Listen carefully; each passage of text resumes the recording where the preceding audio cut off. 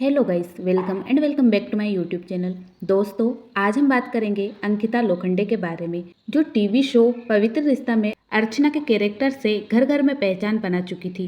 TV industry से मिलने वाली पॉपुलैरिटी और फेम के बाद अंकिता ने बॉलीवुड में डेब्यू किया, लेकिन उसका फिल्मी करियर उतना स्ट्रॉन्ग और सक्सेसफुल नहीं हो पाया। आज भी वहाँ एक्टिंग प्रपोजल से ज़्यादा रियलिटी शो और पब्लिक अपीयरेंस में नजर आती है।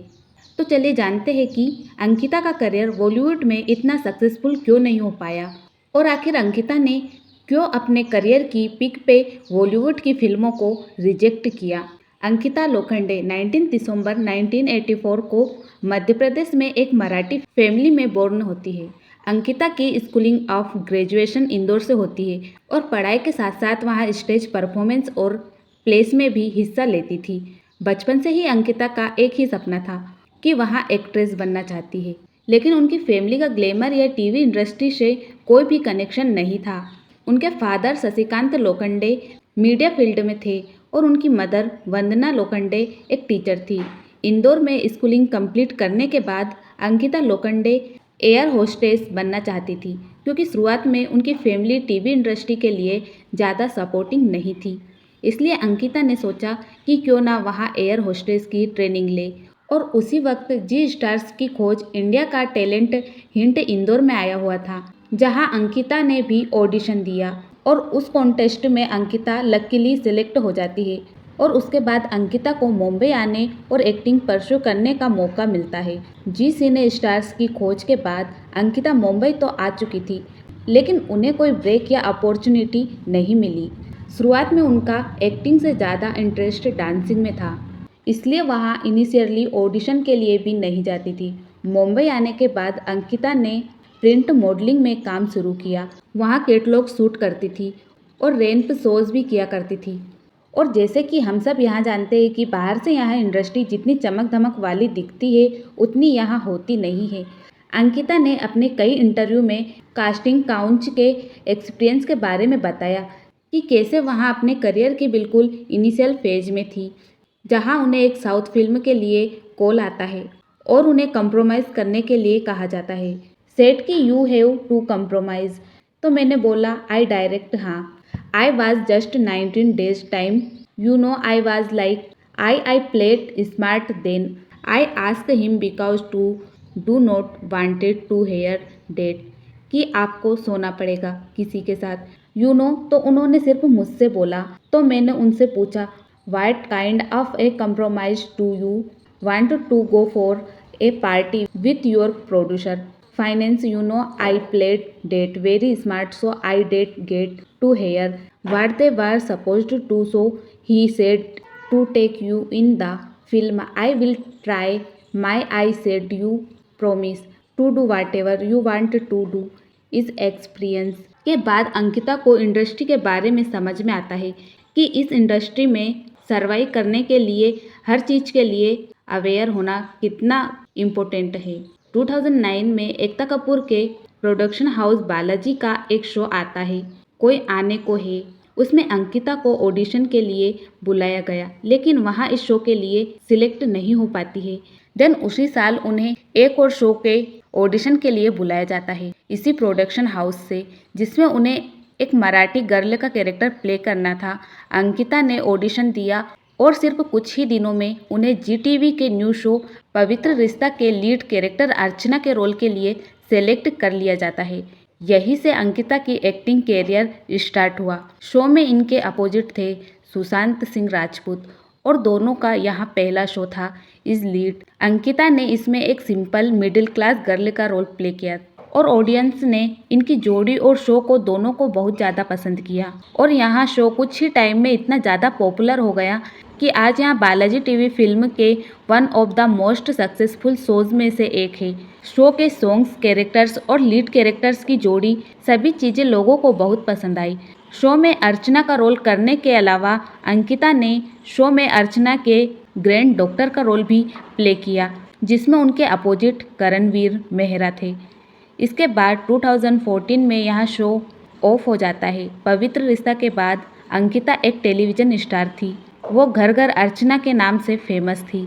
उन्होंने अपनी परफॉर्मेंस के लिए काफ़ी अवार्ड्स जीते, जैसे कि fresh new fans great fair of the year और इंडियन टेलीविजन एकेडमी अवार्ड में बेस्ट एक्ट्रेस का अवार्ड भी मिला। तो डेफिनेटली यह शो अंकिता के करियर का टर्निंग पॉइंट बना।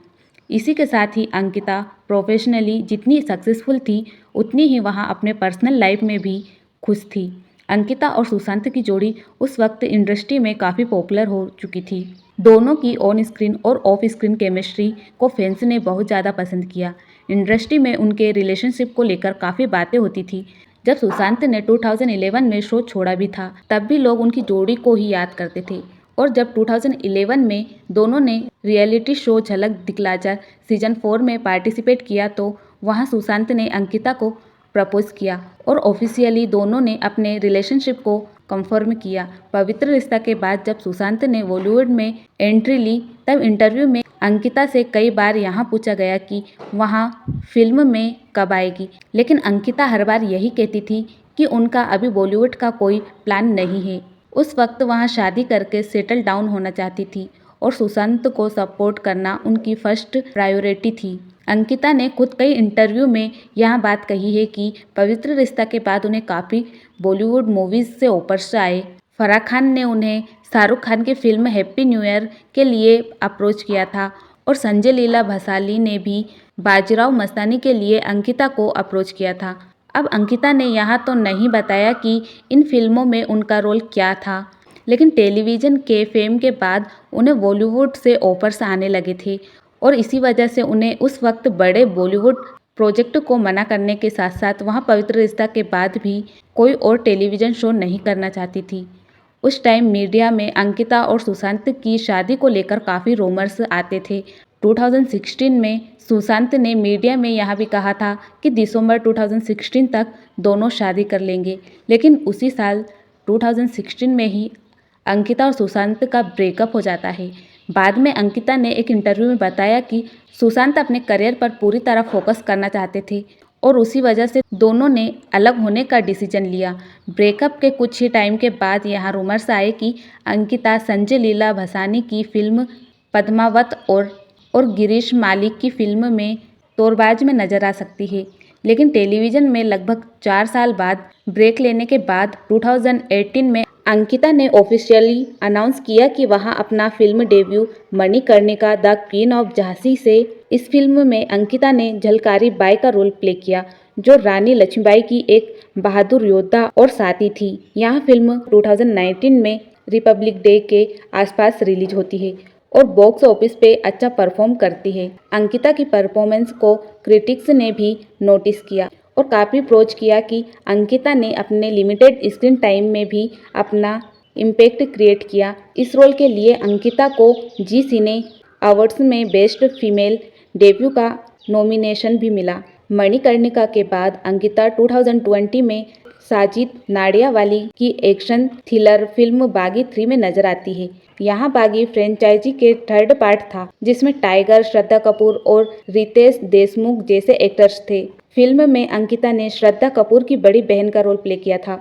अब यहाँ फिल्म कोविड-19 पैंडेमिक से जस्ट पहले रिलीज हुई थी, जिसकी वजह से इसका बॉक्स ऑफिस परफॉर्मेंस काफ़ी अफेक्ट हुआ। इसी के साथ ही क्रिटिक्स ने यहाँ भी पॉइंट आउट किया कि फिल्म में फीमेल कैरेक्टर्स के पास ज़्यादा स्कोप नहीं था, जिससे फिल्म में अंकिता के कैरेक्टर को भी ज़्यादा स्क्रीन स्पेस नहीं मिल पाया। 2019 में ही अंकिता ने पब्लिकली परफॉर्म किया कि वहाँ बिजनेसमैन विक्की जैन के साथ रिलेशनशिप में है। Ankita Pavitra Rishta it's never too late web series में अर्चना देशमुख के रोल में एक बार फिर से वापस आती है। इस सीरीज में उनके अपोजिट थे साहिर शेख। अंकिता की परफॉर्मेंस को यहाँ भी काफ़ी अप्रिसिएट किया गया। इसके बाद 2022 में अंकिता लोखंडे स्टार प्लस के रियलिटी शो स्मार्ट जोड़ी में अपने हस्बैंड विक्की जैन के साथ पार्टिसिपेट करती है। दोनों ने शो जीता और सीजन के विनर्स बने। इसके बाद 2023 में अंकिता बिग बॉस सीजन 17 में पार्टिसिपेट करती है। इस सीजन में उनके साथ उनके हस्बैंड विक्की जैन भी थे। बिग बॉस में विक्की और अंकिता के आने के बाद इन दोनों के बीच काफ़ी फाइट्स और आर्ग्यूमेंट होते हैं, जिसकी वजह से सोशल मीडिया पे अंकिता और विक्की दोनों को काफ़ी ट्रोलिंग और क्रिटिसाइज फेस करना पड़ता था, जहां अंकिता को कई बार गोल्ड डिगर कहा गया था।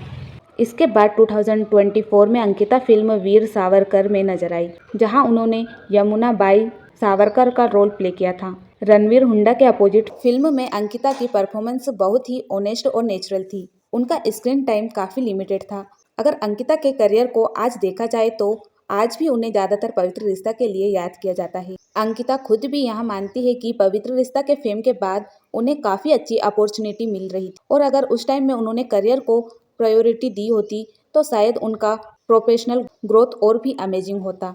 काश मैं इतनी समझदार होती। आज मैं यहाँ हूँ तो वहाँ उस टाइम शायद कहीं और होती।